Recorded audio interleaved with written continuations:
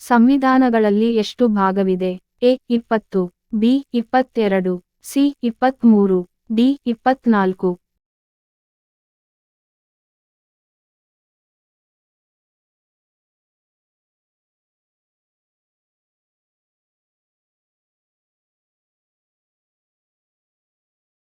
ಸರಿಯಾದ ಉತ್ತರ ಬಿ 22. ಉತ್ತರ ಏನಾದರೂ ತಪ್ಪಿದ್ದಲ್ಲಿ ನಮಗೆ ಕಮೆಂಟ್ ಮೂಲಕ ತಿಳಿಸಿ.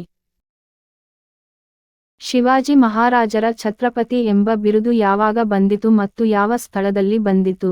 A 1689 Raigad, B 1664 Shivneri, C 1674 Raigad, D 1684 Pune.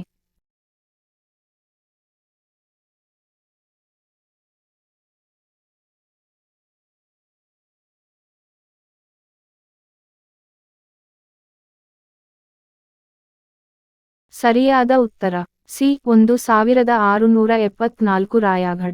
ಉತ್ತರ ಏನಾದರೂ ತಪ್ಪಿದ್ದರೆ ಕಮೆಂಟ್ ಮೂಲಕ ತಿಳಿಸಿ.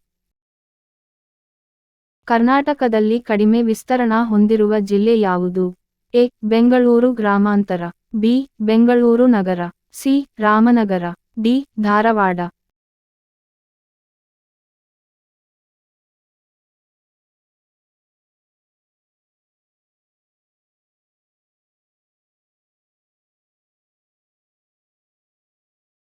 ಸರಿಯಾದ ಉತ್ತರ ಬಿ ಬೆಂಗಳೂರು ನಗರ. ಉತ್ತರ ಏನಾದರೂ ತಪ್ಪಿದ್ದಲ್ಲಿ ಕಮೆಂಟ್ ಮೂಲಕ ತಿಳಿಸಿ.